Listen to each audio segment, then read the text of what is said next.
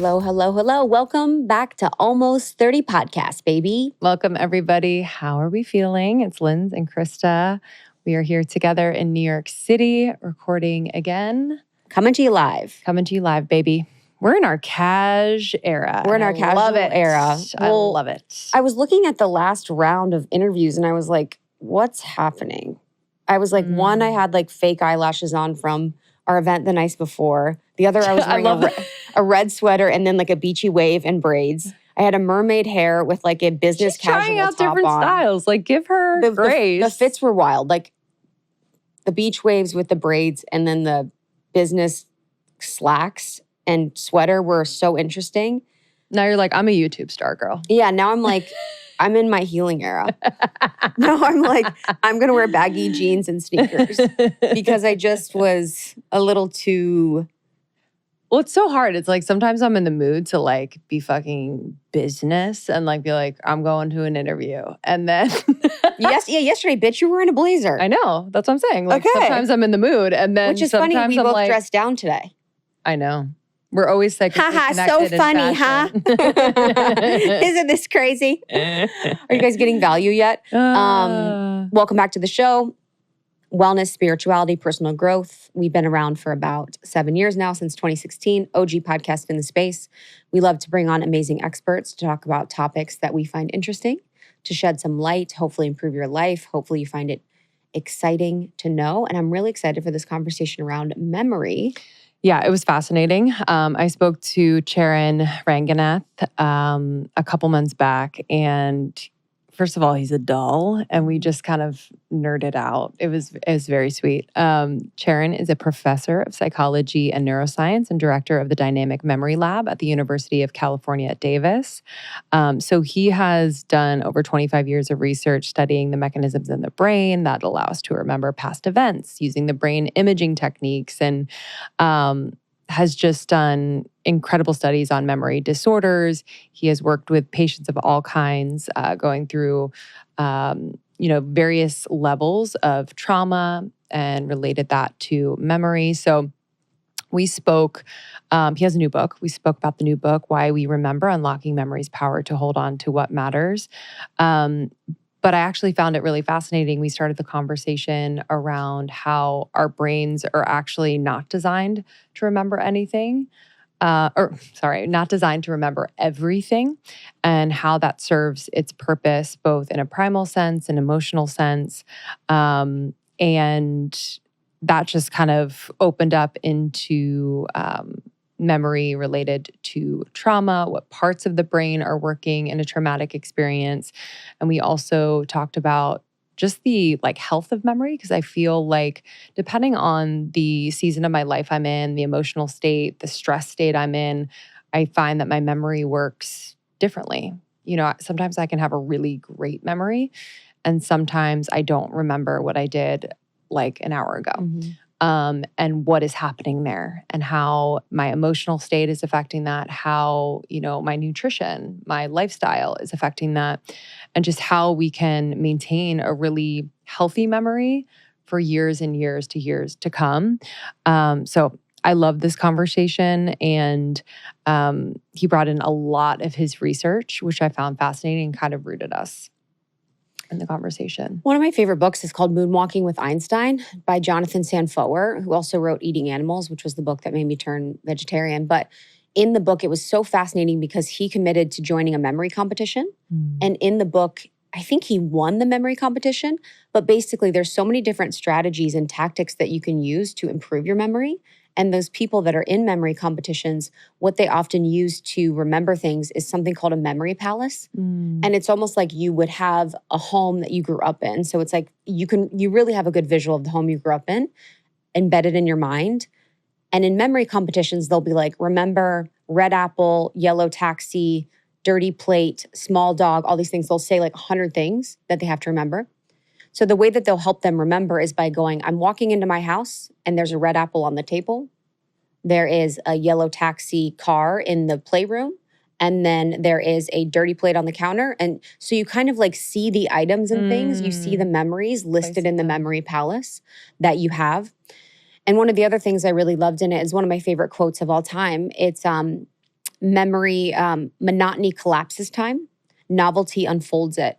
And so basically thinking about the monotony of our life when we go to the same job for 30 years, we come home, watch TV, eat dinner, Yeah, we go to talked bed, about that. basically makes time seem really short. That's why when the years go by fast, it seems like time is going by fast because we're not doing anything to expand our concept of time. So when you're younger, you have such a greater concept of time because you are doing so many new things.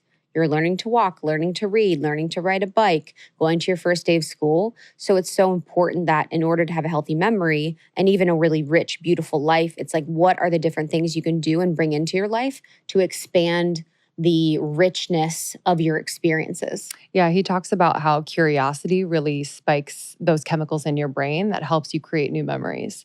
So it's like if you're curious, even whether it's in conversation or just exploring new things, like you're saying, that can actually help you to form those memories, help you to remember.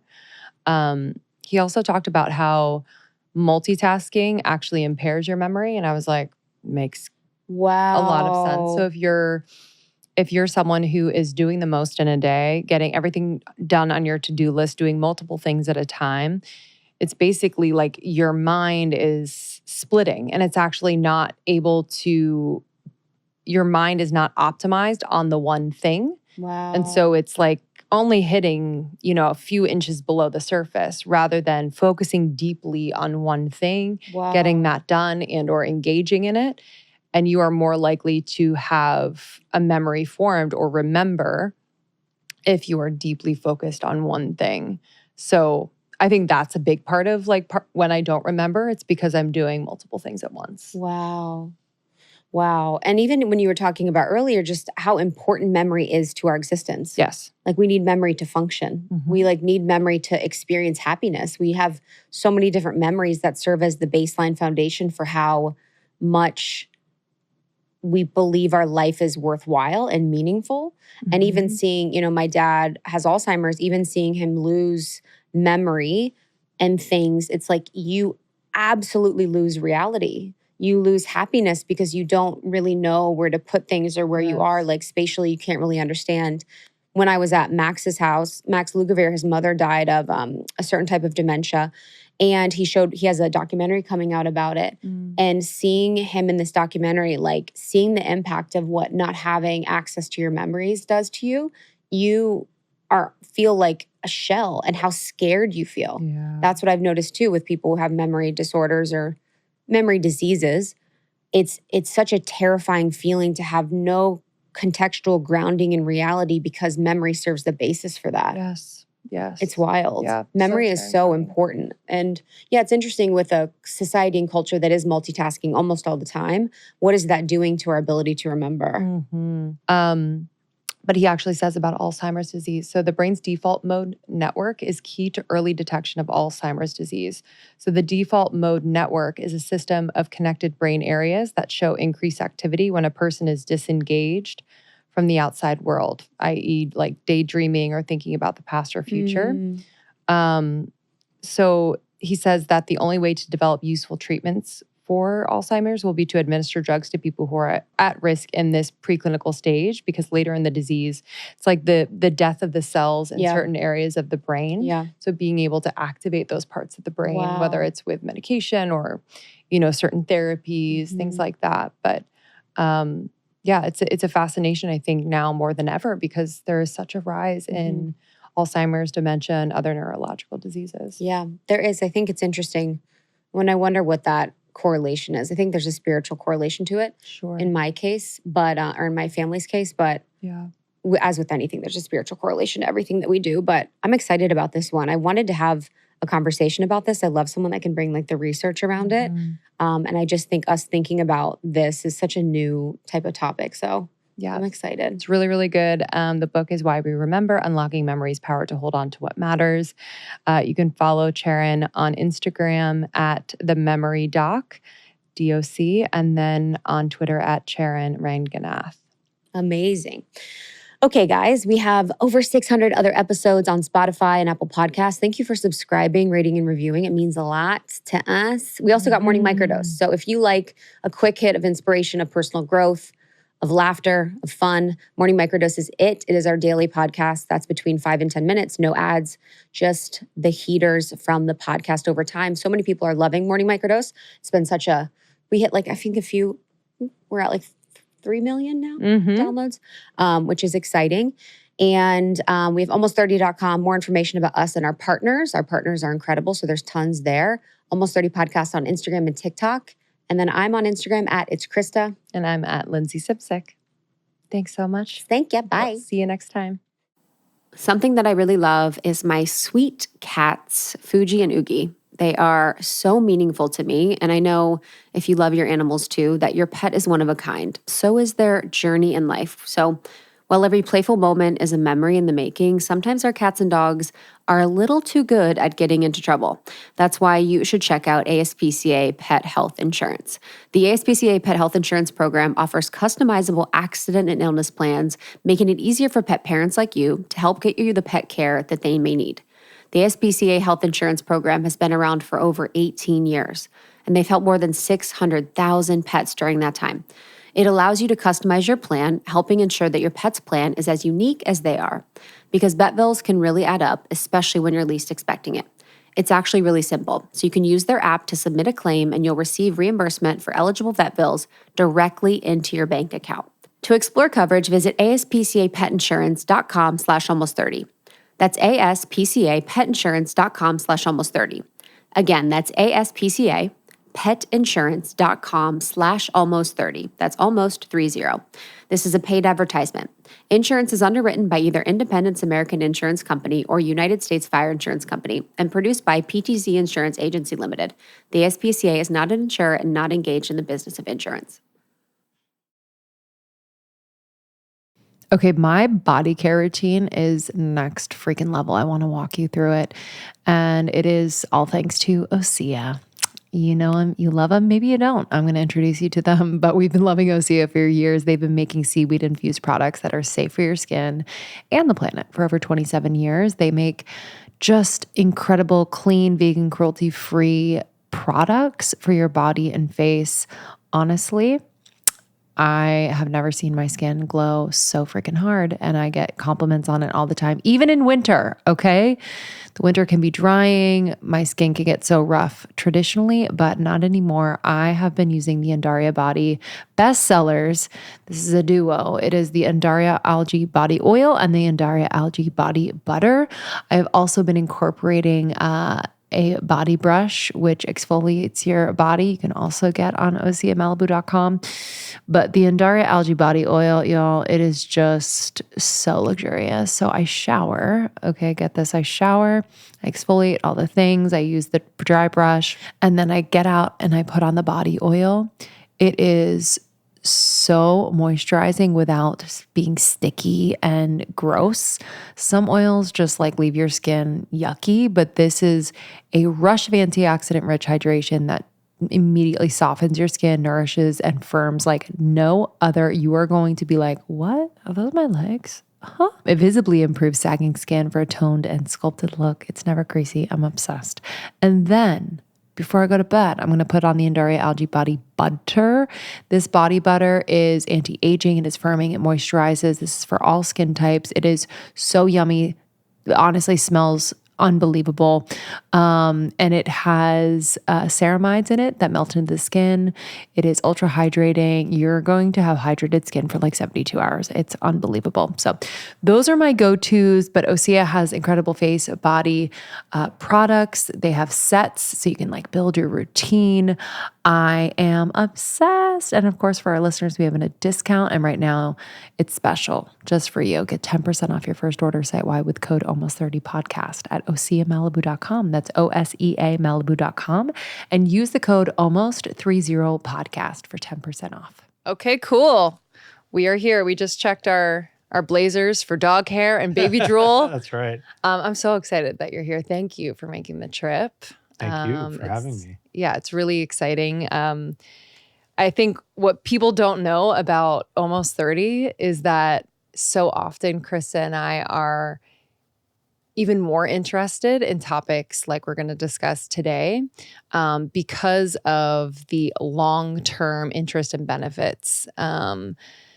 to something like memory, where we are now in our 30s. And it's something that I think as business owners, as now moms, as people in relationships, we're kind of being mirrored moments where, our memory, interesting, it has changed, or it's not as good as it used to be, or it's better in these moments than it is in these moments. And I've just noticed it very much so in this season of motherhood. Mom brain seemingly is a real thing, but I'm just excited to really explore this topic today, no matter how old people are, no matter whether you feel like you have a great memory or not a great memory, there are ways in which we can make our memory better. And really, I'm interested too in how the memory serves us biologically. So much to get into, but I would love for you to just share how you got into this work. I always am so interested to know how you kind of found this niche of sorts. Yeah, I definitely didn't plan it. I didn't. It just sort of happened when I was in college. I was an engineering major, actually, because I thought, my family immigrated from India. So I didn't really see options. I was told you're either going to be an engineer or a doctor or homeless, basically. So, Yeah. but I just hated engineering because I realized that I don't like solving other people's problems. And so I went more towards psychology, where I started getting involved in research, and that's where I got to create my own problems. So I'm much better at creating problems than anything else. Yeah. And then I went to grad school in clinical psychology, and so I was actually studying depression. But one of the things I noticed in my clinical work and in my research was memory just kept coming up over and over again. So you'd see people who are suffering from depression, and you ask them what's going on. The first thing they would say is, my memory is going. A lot of the work that I was doing in the clinic, I was testing people, some of them coming in worried that they had Alzheimer's disease. And again, sometimes it was, but sometimes it was depression. Sometimes it was PTSD even. There were so many different causes of, if somebody had a head injury, something like that. And so, but almost always, if you ask people what they were concerned about, it was memory. And so around that time, brain imaging was starting to blow up. And we had this unprecedented opportunity to see what's happening in the brain when people remember. And so I decided, well, I could work in the clinic, or I could actually get on board with the science and see if we can actually do science that can improve people's lives. And so that's where I ended up going. And so I'd love to just kind of pause on the depression piece. And what were you seeing in relation to depression and memory, and why people were losing their memory? Yeah, there's two facets to depression that are fascinating. So one is that people generally have poorer memory. And part of it is an area that I'm super interested in, which is the prefrontal cortex. So some of your listeners might have heard about this area. It's involved in using your goals to control what it is you want to do. And so people with damage to the prefrontal cortex would end up having all the knowledge to do what they wanted to do, but they couldn't use it in the moment. They couldn't be actionable on it. And depression really shuts down the prefrontal cortex. And so a lot of the people I saw, it's not that they didn't have the capability to remember, it was just that they didn't have the oomph to, focus their attention, to use strategies, to basically put in that effort, that because remembering's hard. And so that was a big part of it. Another part of it was that there's many people have a bias to positively remember events. So people tend to remember themselves in a very positive light. They tend to remember things more optimistically than they really were. But people with depression, it's the opposite. They have a negative memory bias. And so what would happen is that people would tell you about their day, but it would be focusing on all the negative parts of their day. And what I noticed was when people were telling me about how badly their day went, they feel worse. So it becomes this cycle of having a negative mood, recalling negative memories, and then getting back into a negative mood. The prefrontal cortex. So we, at almost 30, we started this when we were almost 30. And oftentimes we'll drop a little nugget that says the prefrontal cortex, I want you to check us on this, doesn't come online fully until you're about 25. Is that for females and males? Is that correct? And I'm saying this because oftentimes in that transition from your 20s to your 30s, there's often this like wake up of, whoa, okay, like, why am I here? What's my purpose? Why am I with this person? Why do I live here? Why am I in this job? So can you like talk about that a little bit, since you're obsessed with the prefrontal cortex too? Absolutely. Yeah. So there's a lot of what you said is basically correct. So what happens is throughout development, you actually have a changing in connections between areas of the brain. So you can think of the brain as having a bunch of neurons. These are the basic cells that compute information. And so they talk to each other via these connections. A lot of it you can see if you actually look at cuts through the brain. There's this stuff called the white matter. So it's like the white stuff in the middle of the brain. And that's a lot of the connections that you see. And so the prefrontal cortex tweaks those connections throughout development. And so throughout even the teenage years. And so it is online, but it's not necessarily talking to other brain areas in the most efficient way possible. And so one of the interesting ideas that I ran across when researching the book was that actually during childhood, it makes sense not to have a fully developed prefrontal cortex because you don't quite know the cultural context you're in. You don't quite understand the place that you're in. And also kids learn, I mean, you can see this yourself through exploration and play, whether it's an infant grabbing their feet or whether it's older kids kind of going out and wandering around the neighborhood. And so having a prefrontal cortex that's not fully developed allows you to be more open. But as you get older, like your parent, for instance, and actually prefrontal function really changes when people become parents, for instance. We know a little bit about it, but not nearly enough. But it looks like the volume of the prefrontal cortex may increase when people have children. And so, or at least with mothers. And so it makes sense again, because you have to focus on what's relevant in order to keep a timeline, in order to take care of your child, right? And so that's about the years where you really want to have the most focused prefrontal cortex. Yeah, I mean, I've definitely felt like my capacity stretch as far as whether it's like what I can remember or what I can handle or multitask. And I want to talk about multitasking. But I've also noticed at the same time is that my mom brain is quite strong. So meaning I will forget why I walked into a room. I will not be able to recount a story that I wanted to tell my husband at the end of the day. And so I think I'm kind of multitasking all day, every day, and that might be the reason why. I'm not sure. But can you speak to the multitasking piece? Because I think a lot of people out there, especially in this day and age, really, for lack of a better term, get off from doing the most all the time and getting a lot of things done. We're so, our worthiness is so tied to our to-do lists and being able to multitask. So why, and you've described this in your book, why is it not necessarily great from a memory perspective to multitask all the time? Yeah, that's a great question. And one of the reasons is that we often feel like when we're multitasking, we're doing two things at once. And this is sort of true, but you're really doing two things badly at once. And the reason for that is that there's always a cost involved in switching from one task to another. And that is partly because you have the prefrontal cortex that has to shift gears and say, okay, whatever I was doing before, here's my new goal. And that takes a little time. And that time basically makes us less efficient. And so if you're switching back and forth, what happens is you're really taxing that prefrontal cortex.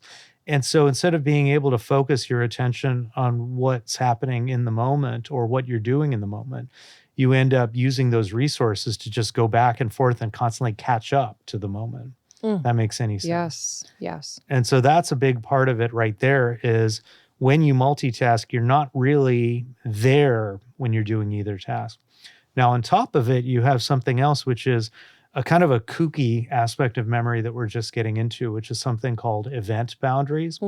So when you change your mindset, going from one thing to another, checking email to having a conversation, something like that, or, as a new parent, you're constantly switching attention between your child and the daily tasks that you have to do, especially if you're a working parent. Yeah. And all that switching, what happens is that when you switch over, there's another area of the brain that's very important for memory. It's called the hippocampus. And we think that's the area that puts it all together to allow you to go back to remember events.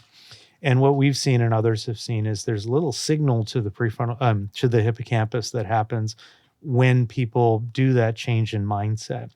So imagine now you're switching back and forth between two different things. What happens is your brain is basically creating these little memories for each event, each time you switch over. And so rather than having one coherent, rich memory for this time interacting with your child versus this time that you're working, you have a bunch of fragmented, blurry, crummy memories because you weren't paying full attention. And you're going back and forth and just creating all this little clutter basically in your brain, if that makes any sense. That makes complete sense. So yeah, say the phrase again, event boundaries? Yes. Event boundaries. Yeah, it's the reason why if you ever show up in the kitchen and you're like, what am I doing here? What am I doing here? The reason is that actually this happens even when you switch from one room to another, is that your sense of where you are changes, right? So if you just walked out of that door right now, your sense of where you are would change, even though you just walk, let's say, 1 foot, right? And that creates a little event boundary in your head that then sends this message, okay, let's encode this memory right now. And is there, I guess, what can people do who are needing to get a lot done in a day? How would you recommend they move throughout their day so that their memory is strengthened and also they're still able to get things done? Is it just being super present when you're doing something, one thing at a time? What do you recommend? Yeah, I think when we think about brain function, if you look at almost anything in the way the human brain works, it's always quality over quantity, right? So you have the sense that you're just seeing the whole world in front of you, but really you're focusing attention. If you were really to look at your eyes, for instance, your eyes move around all the time. And you're just getting little glimpses of the world around you. But each time you focus on something, you get actually a lot of information for where you're paying attention to, right? So right there itself, you can see that there's a focus on getting a little bit of, focusing on particular things that you're doing, but getting a lot of information out of it. And memory works best when you focus on that quality over quantity. So if you focus on one task and then switch to another, you have your child time, for instance, and then you switch over to work time, you're going to be much better off than if you're trying to send emails and phone calls to people while you're doing your childcare. Yes. And I realize that's a big ask for a lot of people, right? I mean, we often get interrupted with things. But we also often hamper ourselves with things like alerts on our phone or Apple Watches. I was just going to ask you about that. Yeah. Yeah, it's kind of sneaky. My mom came this morning to watch the baby and I saw she had her Apple Watch on, which she always does. And I knew I was coming here to talk to you and I dropped the little nugget and I said, Mom, those alerts that you have on your phone could be causing, you to not remember things and this is why, whatever. So I would actually love to talk about that briefly because I think we're so used to that now. We're so used to our phone dinging and the notification for this. And it's almost as if it's like a creature comfort now to have those notifications. But talk to me about what's happening when we get those notifications, what our brain is doing. So when you're getting a notification, what happens is your attention gets grabbed, right? And so when your ideal conditions for memory is you're guiding your attention with intention, meaning that you're focused on something that is relevant to you and your goals, right? But when you get an alert, your brain shifts over to whatever that alert is. And so you can imagine you're a cave person, and that makes sense. You hear some saber-toothed tiger, you want to pay attention to that, right? You don't want to keep focusing on, your cave art or whatever, Sure. right? And so, but in the real world now, we create all these distractions that are not necessary. And so even if you just ignore those alerts, what happens is your attention has already been grabbed. And so you have that cost. Another thing is that there's some research suggesting that these alerts, or even just being attached to your email and checking it often, can be stressful. Yes. And chronic stress is actually fairly bad for memory. We know that stress is not great for frontal function. It tends to shut down the prefrontal cortex. And then chronic stress, if you're in like a very toxic work environment for a long period of time, you're in toxic relationships, you are financially insecure, all these things that you think of may turn out to be detrimental to memory in the long run as well, even causing changes in brain structure. Is there a primal piece to that? Like, I'm just thinking about, so I guess let's pull up for a second. What is like the purpose of our memory in a biological primal sense? Because if you're saying that when someone is stressed, their memory tends to be compromised, I'm wondering if that's like a natural protective mechanism of the body or something like that. Can you talk to me more about that? Yeah. When we, I guess the first part, there's two questions there. So let me address the first part and then I'll go to the second. So what is memory for? We often think of memory as being about the past, and we kick ourselves because you can't remember, because we think we're supposed to remember everything and it should be easy, right? But that's not what memory is for. It's about grabbing what's important or potentially useful to help us navigate the present and the future. The past is over. So from the brain's perspective, it's only, you want to carry the baggage that you need because you'll be able to use it later.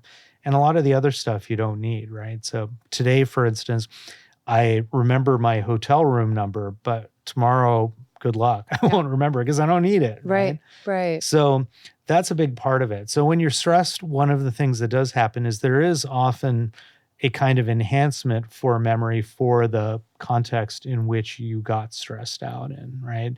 So you might remember things that are relevant to what got you stressed, but a lot of the peripheral stuff, maybe not so much.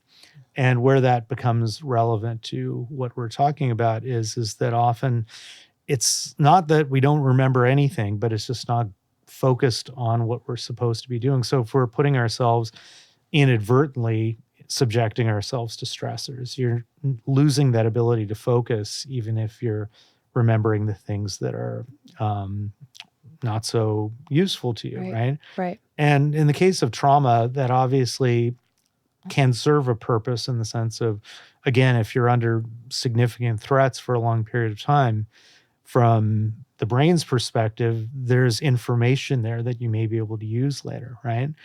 But from the perspective of having to suffer traumas in your life that don't necessarily repeat themselves, they become these intrusive memories that stick around because your brain is telling you essentially that's what's important. And there are chemicals like cortisol and all these other chemicals that are released when we're stressed out that actually promote neuroplasticity, meaning they kind of solidify these memories that are taking place. And I can go on about that. There's actually a lot of work on this topic. Oh, I'm sure. The trauma piece, I guess I've heard both, where people will have those recurring memories, but then also no memory at all. I guess what's the difference? Yeah. Is there a difference? Well, there is a difference in the sense that you get two pieces in, I'll speak to PTSD, which is where people really tend to think about this. Although some of these ideas may apply to non-PTSD as well. So not everybody who experiences a traumatic event actually develops PTSD, and we don't really know why. But one of the ideas may be that for whatever reason, some people, especially if there's chronic stress, maybe I'll backtrack and just say our memories for life events are tied to a context, meaning they're tied to a place and time when they happen, right? Now, later on, if I were to come back to the studio, say, I'll probably have this memory of this conversation pop up, and a lot of things that I might not have remembered before I got here will pop into my head. Mm-hmm. Now, if you have traumatic memories, what sometimes happens is that context becomes overgeneralized so that the memories pop up in places and times that they shouldn't necessarily pop up. So I used to work in a VA hospital when I was doing my training, and I used to work with veterans who were dealing with PTSD from the Vietnam War. And one of the things that came up in the groups all the time was the 4th of July, because the fireworks would just take them back to Vietnam. Yeah. And from an objective perspective, you might say, what do fireworks have to do with Vietnam? But just that sound was enough of a reminder to tie people to this context. So on the one hand, you have this memory that's not tied to a particular context that's coming up over and over again. And on the other hand, because of that chronic stress and that dysfunction of being able to tie memories to a context, you lose some of the precision in memory in the present and the ability to form new memories. And so one of the common findings in PTSD is that new learning of information tends to be compromised as well. So you have both. You have a memory that sticks around too much and this inability to, or a reduced ability to form new memories as well. And then if you don't remember an event at all, is that the body or brain protecting you? Mm-hmm. There's a school of thought on that. It kind of stems from some of Freud's writings, although even Freud didn't necessarily buy into this idea that there's just an automatic suppression of events that are traumatic and painful. The research generally shows that it's quite the opposite, that people who experience traumatic events can't actually shake these things, right? And so it's not necessarily that there's some automatic protective mechanism in the brain. There's no scientific evidence for that idea anyway. Okay. But what may happen, so one of my friends, Mike Anderson, has studied this a little bit, or a lot really, is the idea that maybe when we experience traumatic events, we suppress them sometimes. We try to bring them out of our consciousness. Sure. And when we remember something, that what we do with it can actually change the memory. And so if you keep recalling and then suppressing this memory over and over again, it can become more blurry. It can become more just different, right? So that may be a piece of it. It also is something that, again, could be tied very clearly to a particular context. And so unless you're back in that time and place, you might not pull it up and you might not remember it. So I think on average, we believe that there's gobs of evidence suggests that people have traumatic memories that stick around and they're very conscious of them. But some people even get an experience of recovering a memory that they didn't have before. And it may be because they got that context back that just brought back this experience that they had kept in a little compartment in their head. Sure. Or it may be because sometimes people do periodically have these memories and then they kind of suppress them over and over again. And then later on, it comes back to mind and they forget that they actually remembered it, if that makes sense. Yes. That they kind of told themselves, oh, I was fine for all these years, when in fact it was persistently coming back. So your memory for what happened isn't quite the same as what actually happened. Danny Kahneman won the Nobel Prize for economics, talks about it as the remembering self is different than the experiencing self. And that's actually very important when it comes to traumatic memories, because we often remember those memories from a particular perspective. And especially if you go to not so much traumas as much as the painful memories that we all have, right? Sure. We experience it from a particular perspective and we create a narrative around it. And you can actually remember that event from a very different perspective and actually pull up information that you might not have even had access to before. And that was one of the things that, again, drew me to memory research, was my experience doing therapy, because I had a person come in for driving phobia. I had a person come in for just feeling insecure in relationships, but it always came back to memory. And one of the things that we were able to do is they share the memory with me, and then I reflect it and maybe cast it from an outside perspective. And through that act of collaborating on this narrative, you actually change the way you approach it. And so gradually the way that you remember it starts to change. Yeah, I've had that many times in therapy where my therapist will reflect and almost be, my cheerleader, where it's like, well, it must have been really hard for you to be the middleman between your parents. And I never thought about it like that. And so it almost like takes away, to your point, that like very narrow perspective on this is how it happened or this is what it was. And it almost allows you to zoom out a little bit and be like, oh, wow, yeah, actually that was really hard for me. And that's why I reacted in such a way, or that's why that happened. So, which is, just one of the many reasons why, therapy is just something I'll always invest in, because it's that constant, resituation of what happened. I wanted to talk about switching a little bit, but kind of staying in the same vein, where this idea of repetition helps our memory versus novelty. And so you might encounter this in like a therapy setting where you're, maybe exposing yourself to something that you have a phobia of or something like that. But I want to talk about like the difference between novelty and repetition or sameness as it relates to memory, because I think my perception is that memorization takes repetition, and memorization means I have a good memory. But I think in your findings, from what I read in your book, there is just another perspective on that. Yeah, I mean, so many things in what you're saying that are fascinating topics. Let me start with repetition. Yeah. So when we repeat any, let's say if you repeatedly experience something over and over again, like if I were to see you every day, your face becomes very familiar to me. And there's changes in the brain that happen every time I see you, right? If you're learning a new language and you just start to use these words that you've never used before, something that seems totally difficult to articulate, will eventually become something that's very fluent and easy to produce, right?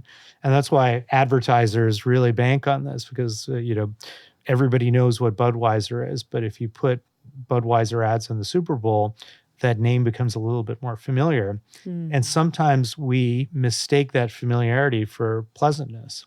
And so we go, oh, Budweiser, maybe it's a little bit better than Miller or whatever. So I'm going to go for the Budweiser when I'm at the store. Even if it's like a 1% chance, translates to a lot of sales, right? So that's a kind of a memory that can sometimes slip under the radar. We might not even be aware of it. There's another part of it, though, which is if you are actively remembering something. So it's not so much you're passively reading the same book over and over again, or passively just looking at, a Spanish-English dictionary and trying to memorize all the words. But if you're actively recalling the memory, you put some effort into remembering. That effort, what it seems to do is highlight little weaknesses in the memories, meaning that you have these connections between neurons that might not be so good for remembering it, and others that are really good. And so the memory can get shaken up a little bit from that process so that it becomes leaner and meaner later on. And so that's why, for instance, if you're an actor, you don't read the script. You don't literally read the script. You actually act it out. You rehearse it, right? Or if you're driving, you're actually producing the map, so to speak, in your head from memory, as opposed to just looking at a map and trying to memorize it. So that's a part where repeatedly recalling a memory can really help you, but that's effortful. It's not something that comes easy. The third part you mentioned is novelty, which is something I'm hugely interested in, both because I tend to be a novelty seeker and because it's just fascinating from a brain perspective. So you might have heard about the chemical dopamine. People usually talk about it as a reward chemical. What a lot of people think, though, in neuroscience is that it's actually about energizing you. but not necessarily making you feel happy, right?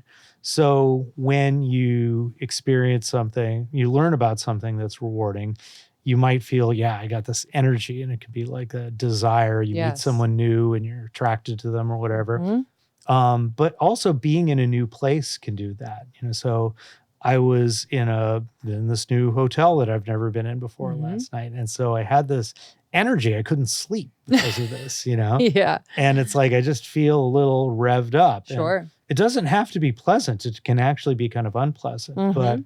that exposure to novelty can heighten plasticity and give you enhanced memories actually as a result.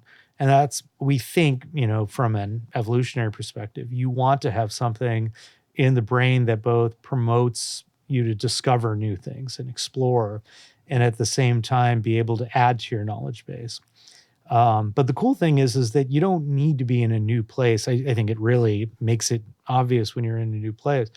But even if you try to find the new in what's there, it's what the Mhm. Buddhist people call the beginner's mind, right? You start to be curious about things that you might have taken for granted. And our research has shown that even this curiosity, when you're in a state of curiosity, can drive these same dopamine circuits a little bit. And as a result, you can get enhanced memory, even for things that are going on in the background that you're not necessarily curious about. Yeah. So curiosity has a lot of benefits as well.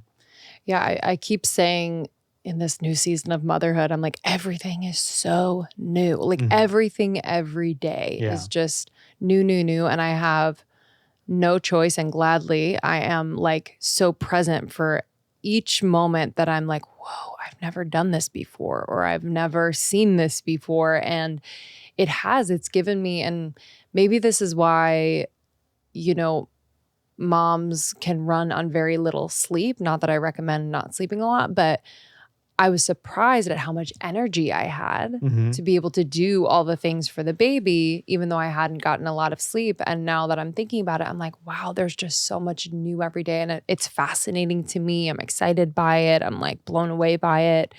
So I'm wondering if that's the dopamine hit of that energy that I'm feeling. It's not always happy, but it's Mhm. always just like, whoa, okay.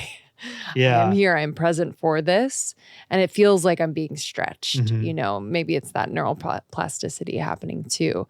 Um, in terms of, I want to dig even deeper into this curiosity and give some tactical ways that people can implement this into their everyday, because I think what we're bumping up against is kind of this modern world, which has its benefits. There are so many things we can do and learn every day that are new, but there's also kind of a barrage of the same. Mhm. So I guess what would you recommend someone who's listening, who's, between 25 and 40 Mhm. and how to introduce novelty into their day so that they can activate or engender that neuroplasticity? Yeah, I would say that, I just have to put my scientist hat on for a Yeah. second and say, we don't really know for sure that how much that plasticity would spread throughout the day per se. Sure. But if based on some of the work that's out there, for instance, there's actually a very cool study that was done in rats where they had a rat trying to do a boring memory task, trying to learn. Well, it wasn't that boring. He was trying to learn where some food was, right? Mm-hmm. And so then afterwards, they put the rat in a novel place.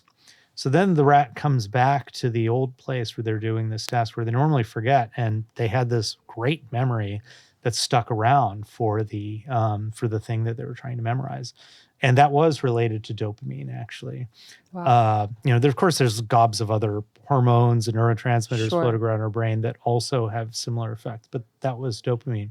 And so what I can say is that yes, you can incorporate a little bit of novelty in your day and incorporate curiosity in your day, as long as you don't make it a distraction. Mm-hmm. And I think this is key to everything, is being mindful about curating what you'll remember, because you won't remember everything. And if you accept that, then the idea is, okay, what do I want to remember? What's important? And if you were to say, okay, well, I'm going to go into a Wikipedia wormhole for the next 10 minutes, do that.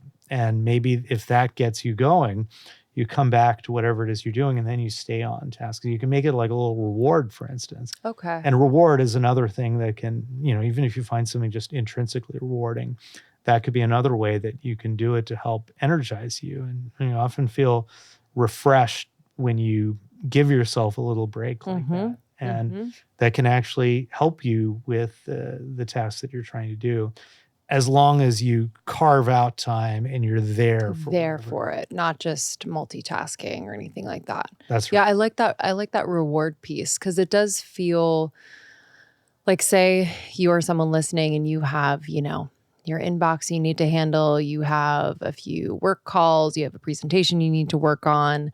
And so building into your day these moments of novelty reward, where it's like you're doing something that stimulates you in a way that feels good.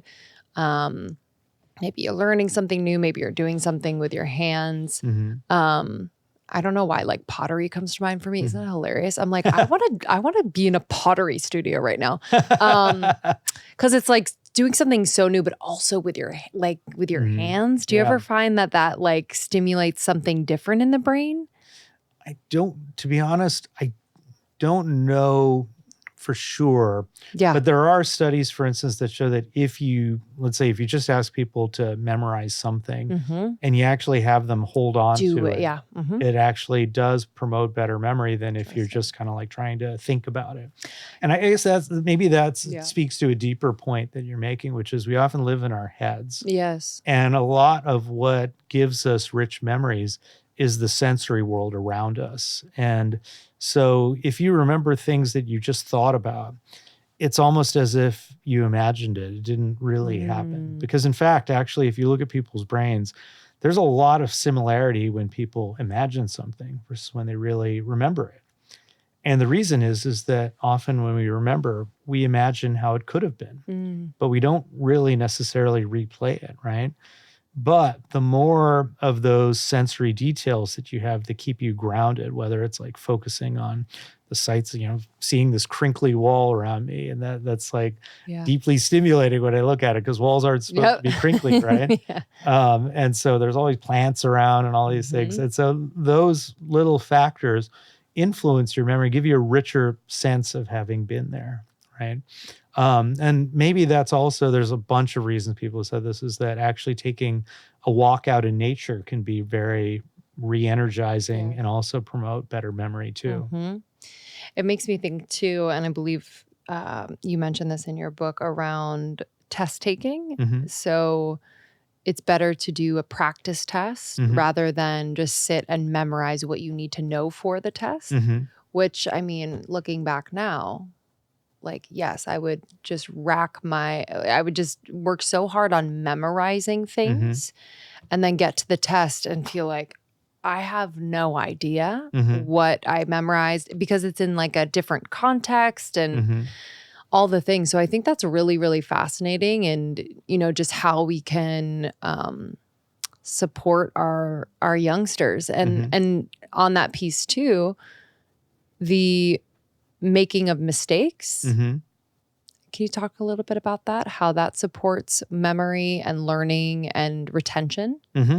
Yes. So in the book, I call it error-driven learning. Yeah. Meaning that the brain really benefits from learning from mistakes. And again, the idea is that you are exposing, it's like a stress test, so to speak. You're trying to pull up a memory and identifying these weaknesses in the memory and then being able to repair them when you get the answer. Now, if you just read something over and over again, you never get that opportunity to stress test your memory. And so that's a part of it. And another part of it is we just tend to be overconfident too in our ability to remember things later. And so there's also that piece. But we think that some of it is, and in fact, this is a big part of what you see even in AI and machine learning, is that what you get the most benefits when you stress test a neural network and then you identify, here's a mistake, let me tweak these synapses or these connections to make it optimal for putting out the memory that I need. And where I think this is really, having been a parent, having been somebody who hated high school and junior high especially, is that we give kids an expectation that memory should be effortless and you should know. just be able to pull up things easily, right? And you're actually missing out on an opportunity there, because what happens is that you cram the night before a test or something, and you can do well, but you lose that information within about a week after the test is over, right? But if you were to test yourself on it, what you find is that actually that information is retained much better in the long run. But testing yourself is hard, it's painful. And but what we find is that the more you struggle, often the better you will retain things in the long run. So maybe instead of saying, hey, you mastered this, let me give you an A, maybe we should be incentivizing constant improvement. And if you're not really feeling like you're working to learn, maybe you're not learning enough. Yeah. And really missing the point on like, wanting to do well to get the grade rather than wanting to do well to learn new things. I feel like we were so grade focused when I was growing up. I think it's still like that, depending on what kind of school you're in. And not that grades are bad, but I do think if that is the like top priority for both the student and the teacher, I don't know. I think to your point, we're missing something really important in terms of development and learning. And even, with a baby now, I notice and have read like allowing your child to struggle to do something and not just make it comfortable for them all the time. Granted, you're not going to let them hurt themselves, but if they're trying to crawl or walk or, if they are trying to figure out how to pick up a piece of food, not to do it for them, but to allow them to struggle through it. Yeah. And I think that part of the expectation that learning should be hard is great. Because I think the thing is, it's this isn't my, I'm not a wellness person per se, but I think it's really bad to give kids the expectation that learning should be effortless, because then when they struggle, they say, oh, well, this must mean I'm not very good. I shouldn't do this anymore, right? That's where you get things like math anxiety and stuff. But nobody would say, okay, well, I should just like watch a YouTube video and then be able to be like Shaun White on a snowboarder, Right. It doesn't make any sense. But this is kind of the expectation that we put kids into. And what you said is absolutely right. By encouraging them to make those mistakes and saying, these are opportunities for learning, that is changing people's expectations so that when they encounter those difficulties, they find the answer, they seek it out, right? Yeah. And one of the interesting things about grades, I hope I'm not talking too much, I love but it. one of the things that you mentioned about grades really struck me too, is that there's a trade-off often between motivation to get something that's extrinsic versus internal motivation for curiosity. So often what happens is if you reward someone, you can even see this in animals, if they're rewarded for doing something, they lose their intrinsic curiosity for that thing, and it becomes about getting that external validation, right? Yes. So we use tests as a yardstick, and we say, hey, this is your one test, and this shows did you memorize it or not, and then we give people a good grade if they get it right. But if you're constantly testing people, then you can use it as a learning tool and say, hey, you didn't get it right, but here's an opportunity to learn from that. Yes. And that's a completely different mindset. And I think one that really benefits people in the long run, because in the real world, your tests are happening all the time. And you can see those as learning opportunities, or you could see those as success or failure. Yeah, I mean, I feel like you see that in adults a lot, where you can probably assume how they were tested when they were in school. If people have, like you mentioned, math anxiety, for example. Yes. My husband has math anxiety and he's in finance. And, I can see in him these moments where he's like double checking his number, this, that, the other. And it's like he's the little boy again, just nervous that he's going to fail a test. And I think, it's really, I find that my memory is better, that I have more energy when I am doing something that is just really fascinating to me, but has no like, not reward, that's the wrong word, but like you will get this amount of money if you do this thing, or you will get this validation from society if you do this thing, where my curiosity is driving it rather than the validation piece is driving it, if that makes sense. And I'm more apt to just become totally invested, interested, remember things that are meant to be remembered, and also succeed in it because it's not driven by that validation. So it's just fascinating to hear you speak about that, because now it's making sense why I'm drawn to those things over, hey, this little like dangling golden carrot, hey, come over here and do this thing. Yeah. I'm not as driven by it. So it's just, really fascinating to reflect on. Yeah, I think that this trade-off is really important. And also between internal motivation and trying to get, validation from others or get an actual reward. And then the other piece of it too is that one of the ideas that we've put out in our curiosity research is that part of what gives you curiosity is this gap that you have between what you know and what you want to know. And we think that's what can energize you to get more stuff and get more information and resolve that itch to get the knowledge. But it can also, it's an uncomfortable feeling not knowing something. And if you look at the psychology of anxiety, it's all about not knowing something and not being able to predict what's going to happen.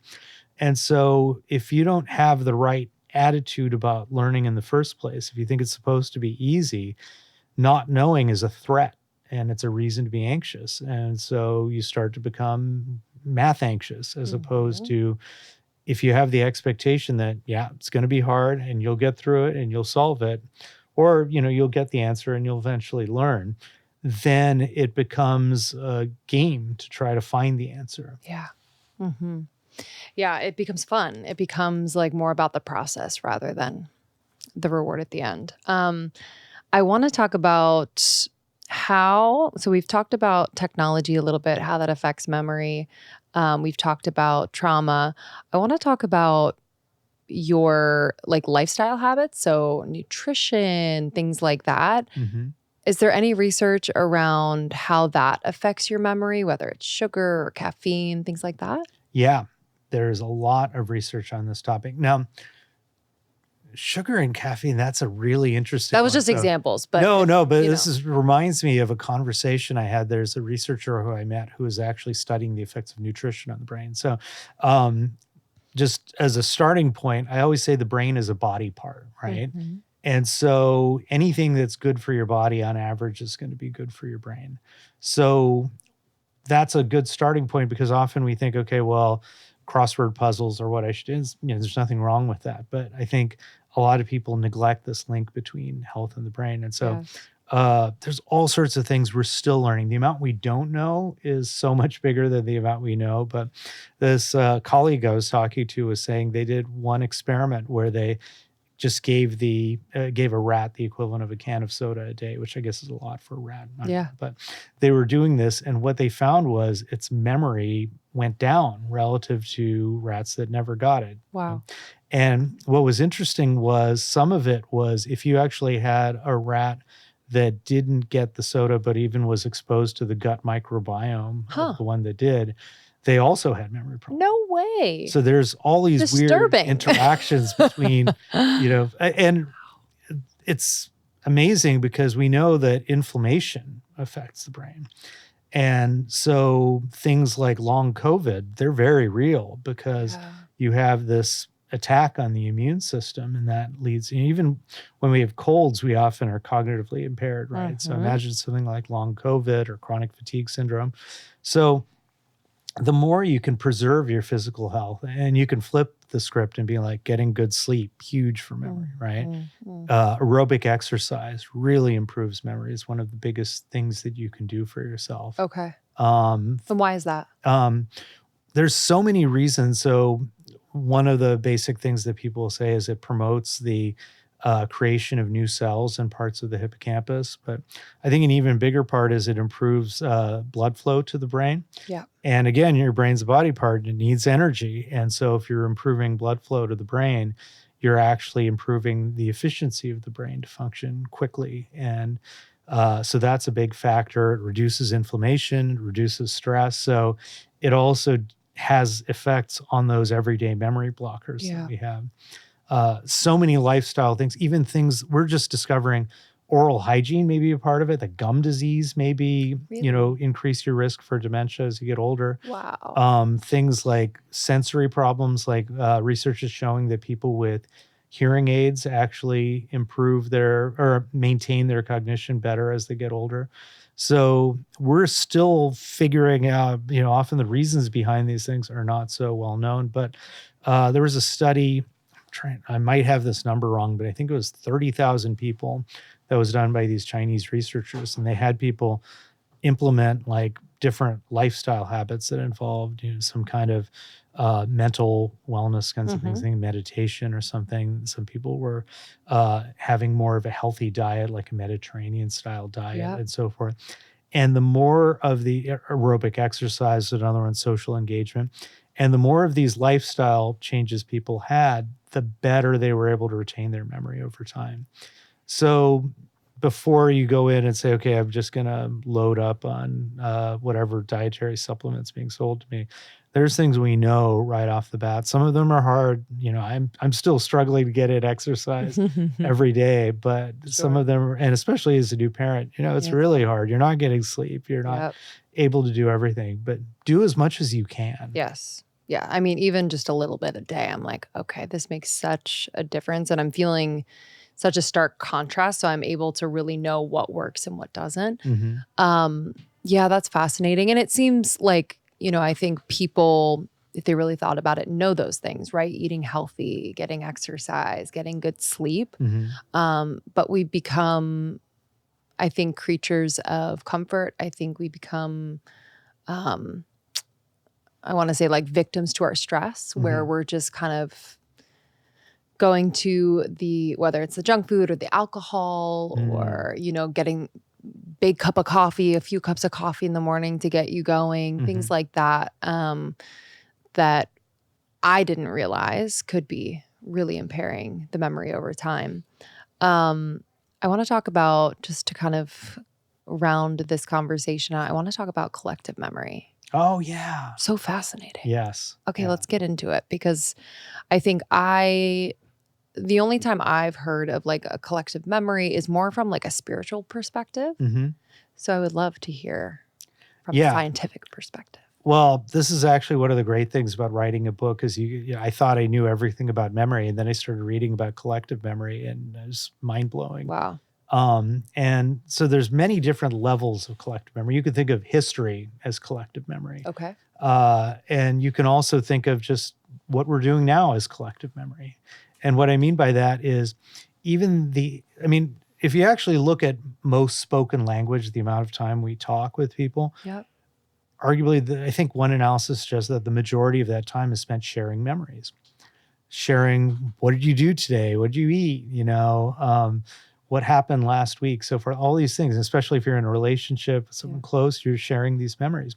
That act of sharing the memory actually can change the memory in interesting ways, because when I share memory with you, I tune up what I tell you, that narrative, to some thing that I think we have in common, this common ground, right?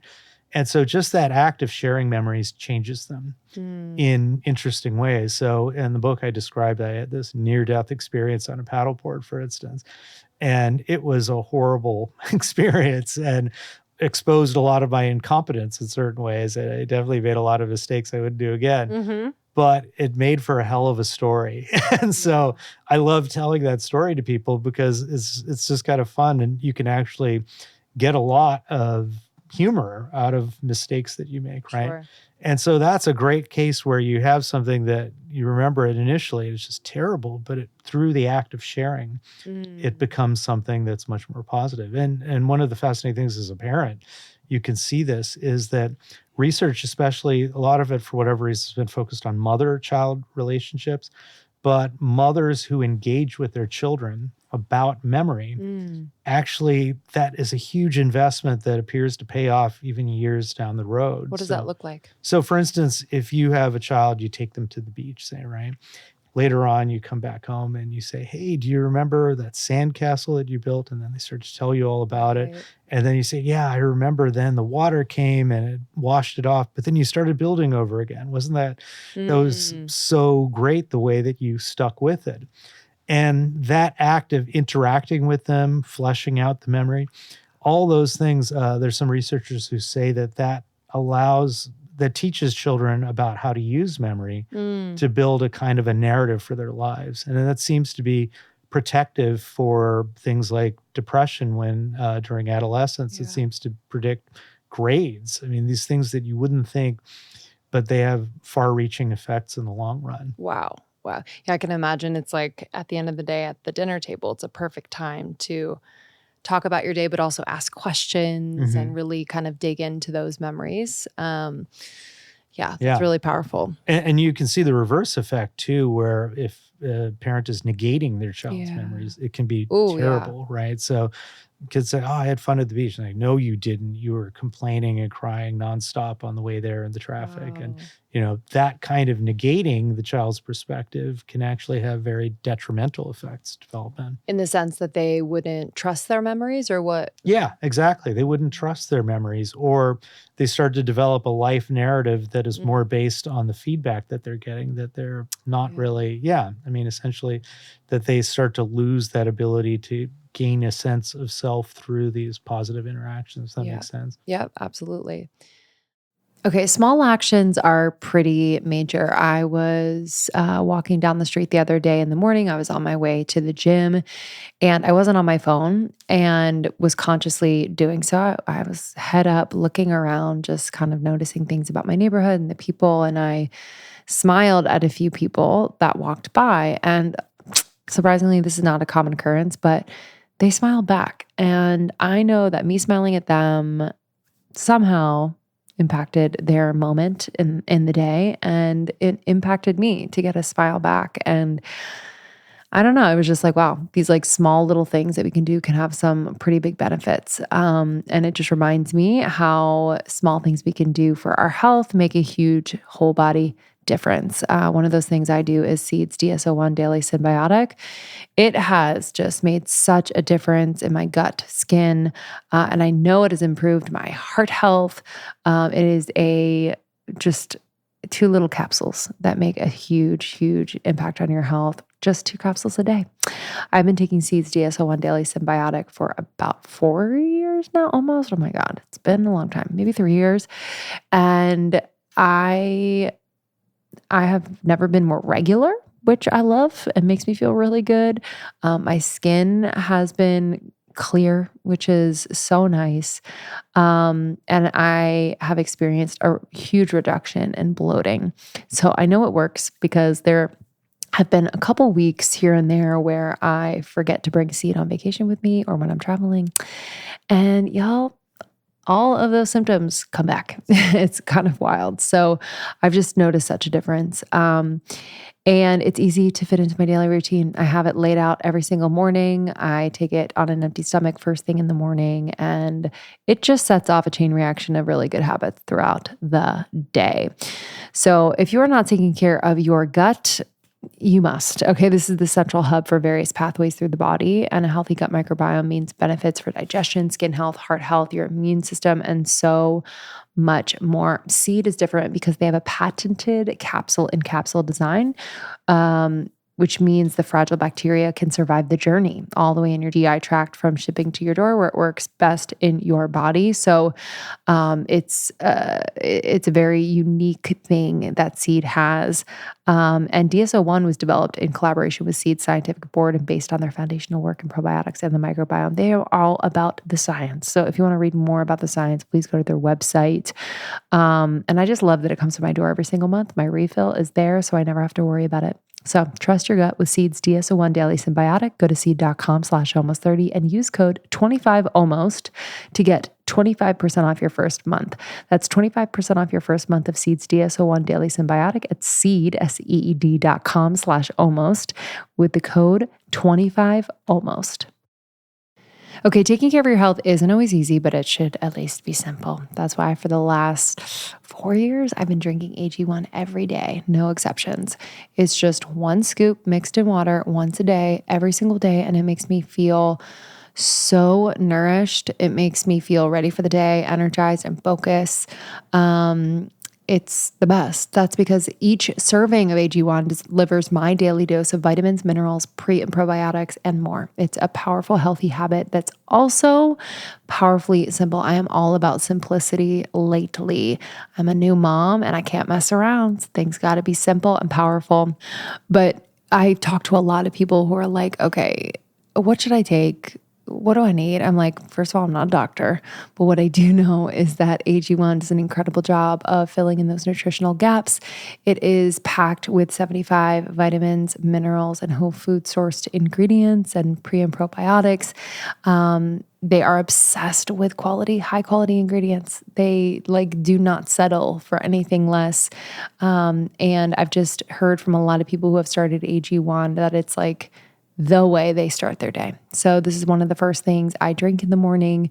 And I just feel so freaking good. It sets me on the right path for the entire day. So if there's one product I had to recommend to elevate your health, it's AG1. And that's why I partnered with them for so long. Kristen and I are obsessed. So if you want to take ownership of your health, start with AG1. Try AG1 and get a free 1-year supply of vitamin D3 and K2 and 5 free AG1 travel packs with your first purchase exclusively at drinkag1.com/almost30. That's drinkag1.com/almost30. Check it out. Last question is around AI and technology. Oh, yeah. And I guess it's inevitable and it's remarkably helpful in some aspects, but I guess I want to understand how it could be detrimental to our memory or how we can just make sure that we are supporting our memory in this age of AI. Yeah, and how to stay relevant in the age of AI. This is something that I think about a lot. And Yes. right now, there's this big interaction between people in the AI space and neuroscientists, actually, because they're trying to build AI that's more and more like humans. To me, there's a really interesting dynamic that often happens where people adapt and learn to interact with the technology rather than the technology necessarily just doing everything for us. And so the promise of AI is it'll make life easier. But if you think about just typing, right? Like typing on a keyboard is extraordinarily unnatural. And for those of us who came later in the game to texting, oh my God, it's so unnatural. But, my daughter can do it in real time just phenomenally well. What happened to handwriting? Yeah, exactly. We learned it in school. I'm like, do kids learn that anymore? Yeah, I don't know. Yeah, but you adapt to the technology. Yeah. And so what happens is then all of a sudden, like communication via texting is very Spartan and very focused because that's what the technology is optimized for. So now you have AI. I found this actually with Gmail when they shifted over to giving you AI-based completion, is that about half the time it would suggest something, I'd say, no, go with what I had. Quarter of the time I would say, that's exactly what I wanted to say. Let me go with it. And then a quarter of the time I would just end up going with what it suggested. Yeah, even literally. If it was different, right? And you're like, thanks so much. Good to know. Awesome. Yeah, exactly. Right. And so what they could do is homogenize the, based on the common knowledge that's out there. But the problem is what's out there. I mean, you think about it again from the area of collective memory, what's out there on the internet that's training all these things. First of all, we don't even know what they're being trained with, but what's out there is not a representative sample of the world, right? Certain cultural groups are more represented, certain gender inequalities, all those things. And so that's part of what's baked in because it's just a reflection of what's available. Yeah. So that's very problematic.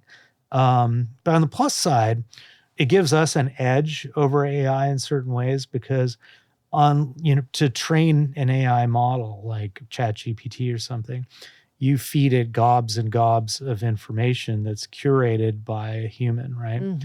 But in our lives, we have lived experiences where we're interacting with the worlds and we're seeking our own training data, so to speak, right? Yes. And we have these unique episodic memories that are just weird and idiosyncratic that are based on our interactions with other people, the things that we do on our own in the world. And that's missing from a lot of AI. And so we know there's this connection between memory and imagination. And what's kind of cool is that episodic memory, this ability to remember unique events, really enriches people's imagination. And so I think we're going to see a lot more of an emphasis on human creativity that's idiosyncratic and weird and based on these lived experiences. Yes. And just as an added thing, I'll just say again, basically, if you have a weird and eclectic set of training data, like, if you look at great artists, whether it's Picasso getting into Japanese masks and so forth, or if you look at like the Wu-Tang Clan getting into Yes. science fiction and getting into kung fu movies and using that, all of these kinds of innovative art expressions come from these eclectic influences that are just all over the place and seeing these connections. And so if you can connect yourself with a diverse social group, you get weird and diverse interests. That's, I think, a great insurance policy in the age of AI. Yes. Yeah, I think people are, it's depending on what you do professionally, but I think it threatens a lot of people. I also think it helps a lot of people. So it's just a really interesting time, where I think so much of us want to optimize for productivity and ease and efficiency. And yet I feel like we're going to hit a point where we just crave, to your point, that like just that uniqueness and that like humanness. Yeah, it'll be really interesting to see what happens. But I love that insurance policy piece. I think that's really important. I'm so glad you came. Why We Remember is the book. And when this episode comes out, it is out. So please, please, please get it. And I think this is really important. People think about memory and they think, well, I'm young and I'm good. But I'm thinking about it more than ever now, and I consider myself still pretty young because I think what we are doing now could definitely affect our memory in the long run. So thank you. Thank you for your insight and your research and your experience. It was really, really fascinating. I had a blast. Thank you for having me. So fun. Thank you. Thank you. All right, guys, we will see you on the next one. Bye. Thank you so much, Charan, for coming on Almost 30 podcast. Share this with a friend. Have a conversation about this. I think it's really important for us to be in conversation with people that we love. And I really love using podcasts as a point of connection. It's like an easy way to start a conversation with someone, to get intimate about things. It gives you a place to go. So highly recommend sending any Almost 30 episodes to all your friends, not only for us, but also for you. And make sure you're subscribed to the show on every platform, Spotify, Apple Podcasts, and subscribe to Morning Microdose, our clips podcast with the best of the best from Almost 30. Thanks for listening, y'all. We will see you next time. We'll see you soon. Love you guys. Bye. Bye-bye.